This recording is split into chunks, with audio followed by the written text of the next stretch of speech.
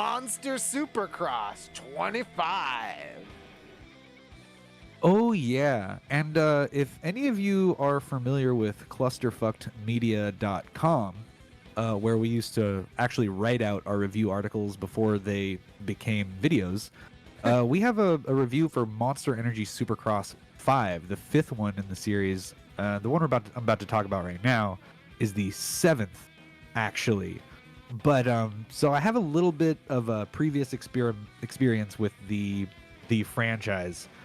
Again, there's been 7 of these, and one thing you might notice if you look at some comparisons, they really haven't moved around a whole lot.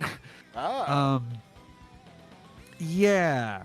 So I'll just say it like this: it's almost a complete downgrade from previous editions. Beware, I don't like to go in and talk smack about things. I always try to, look at the bright side, find something you enjoy about games. But ooh, boy, do I have to go in on this one. Because long story short, I really enjoyed the last one a lot more. Because this is a racing simulation, right? It's not Right. Mario Kart. It's not an arcade style racing game. And it really does bring some mechanics to the table that feel like yeah, this is what Supercross is. Like, you're not doing tricks, you're not like trying to knock each other off with the back wheel, Yeah, this isn't like but Road Rash. What? yeah, I'll get some of the good things out of the way first, because the list is really not that long. Out of the way. The soundtrack made sense, and I just have to throw a bone to any music composer while I DJ and do a game review at the same time. Yeah, you did some good work on the soundtrack, the sound design and stuff. Also, haptic feedback is something we enjoy here. There's some, you really do feel stuff. What the haptic feedback is trying to tell you, I'm not so sure. Like, I've definitely had better, but I appreciate the efforts in that there's a little bit of kickback when I try to step on the throttle on my motorcycle.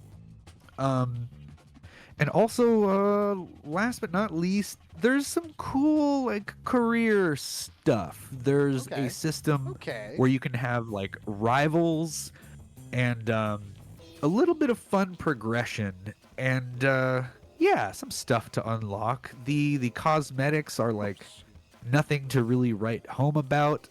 There's customization of your, helmet, jersey, rider, bike. But at the end of the day, it's kind of just like a big, ad sticker slapping with a different color scheme. And, this game could be all just marketing and promotion. It says Monster Energy, like, that's the title. Those are the first 2 words in the title, is Monster Energy. So be that as it may. Again, it really does stay true to like, this should be motocross or supercross mechanics, which is like weight management. The right stick you use to balance your rider's body weight on the bike. You can also, there's a little bit of like custom bike tuning.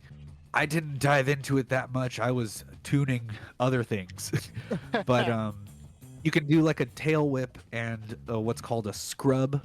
And I got a little bit of B-roll of some of the explanation for like, okay, this is why you do this. You actually want to stay in the air less so you can like have more throttle on the ground and go faster.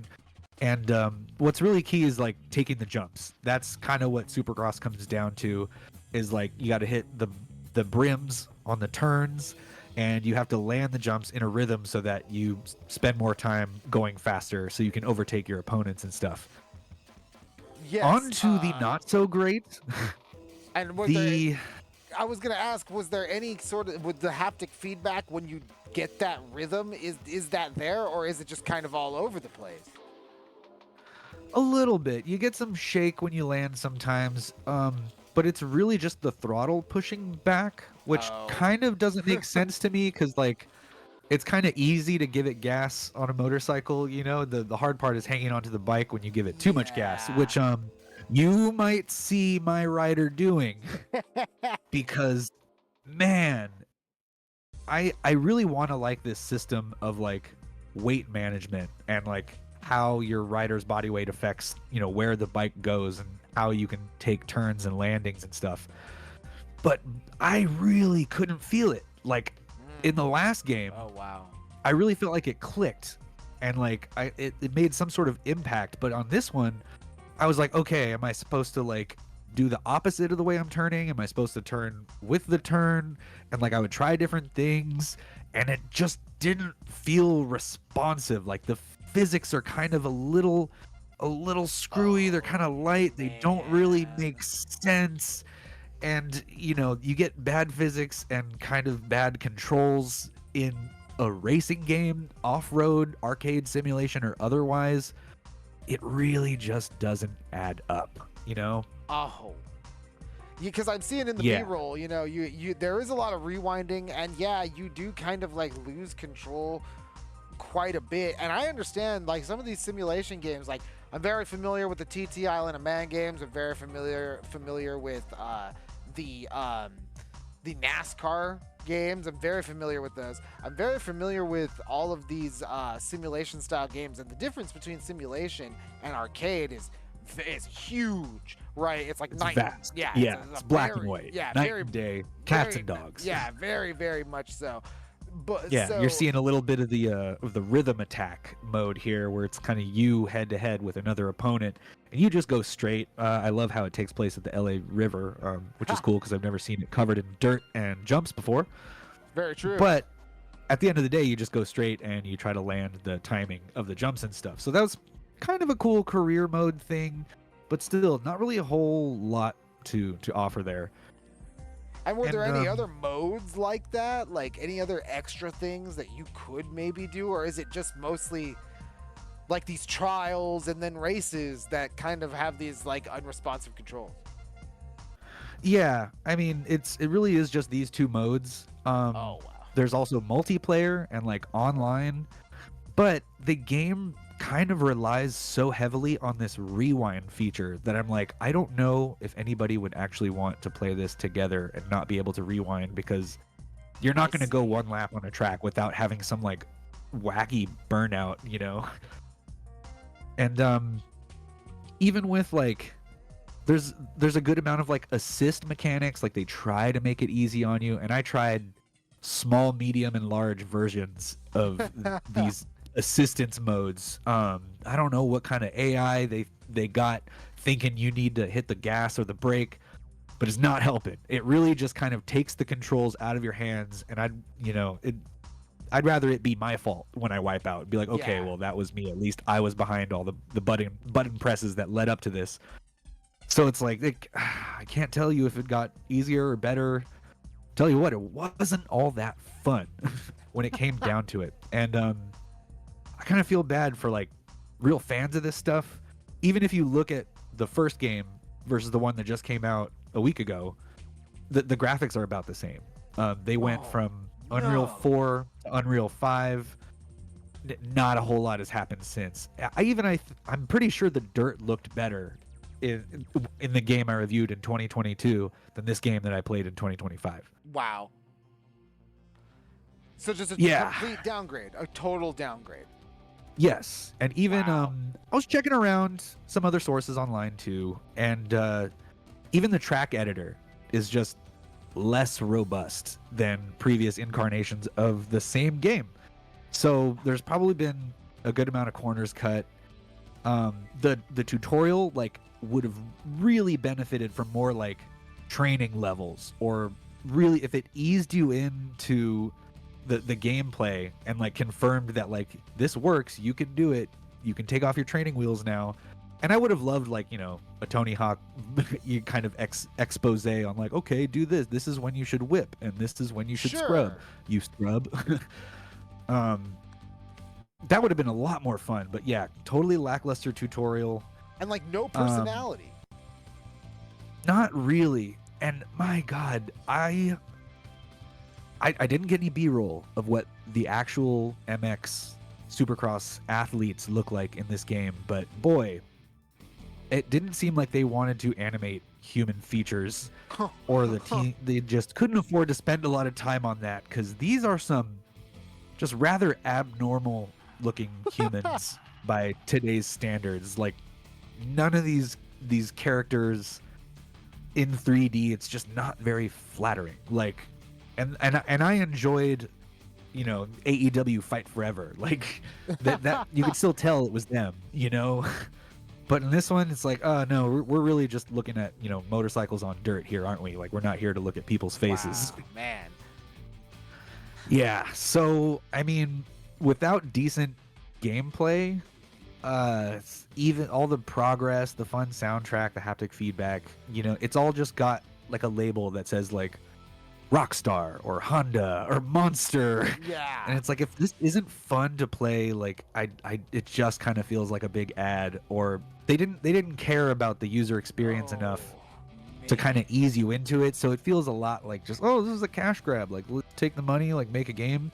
Parents who don't want their kids to play violent video games will get this on Christmas and will almost certainly be like kind of disappointed. Man, that sucks. It always sucks to hear that a game that's supposed to represent a huge swath of a fandom, whether it be like football or Supercross or NASCAR. Oh yeah. You know, it doesn't really matter. There are these games that like these fandoms are huge. You think fucking shit like Lord of the Rings and Star Wars is huge. Try Supercross, right? Yeah, they pack stadiums nationwide. Yeah, so it's really disappointing to hear when one of these games is just so lackluster, because it's like you said, Drix, I agree with you. A big fan, a real fan who wants to see their favorite Supercross athlete, Supercross superstar out here on the dirt, what's going to happen? He's going to see some weird looking dude, or like, and then you're going to try to play the game and you're going to be like, what the fuck? How am I going to use, like, it's worse than last year. It's worse than 2 years ago. Like, yeah, exactly. And I mean, I heard, okay, so the developer, no shade, don't want to cast any shade on anybody's hard work and effort, but they're Italian, and I don't think they have many arena style Supercross races in Italy. Not that I'm familiar with. They might come over here to race sometimes, but I imagine, like, you know, Australia might be like a better place for dirt bike Moto X riding. And they've also, I've heard through the internet grapevine that they've had some considerable turnover over the years too. So I might chalk this one up to just like, you know, RIP from the industry layoffs that we've seen in the last years or something. Whoever had a solid idea about this franchise early on, you know, maybe like the third game I heard was the best. The fifth game was the one that I reviewed. Like, those probably had it going on, and they might have added some career mode stuff, but really not listened to at least my reviews on you know, the actual gameplay mechanics that need to be smoother. And there's a lot to be improved here, a lot to be desired. So, getting towards the end of this little review here, I don't want to spend too much time talking trash, but unfortunately I have to set a bar for reviewing things. And this game was not fun. Like, it felt like a chore. I wanted to like it. I feel like off-road games, you know, as realistic and simulation as they may be, you're still going to want to be able to play them with like your dad or your uncle, or, you know, I don't see a lot of diehard Supercross fans, you know, jumping to buy this. Man. So I got to give this game a 1 out of 5. A 1 out of 5. Well, you heard it here, folks. 1 out of 5 Drix on Monster Supercross 25.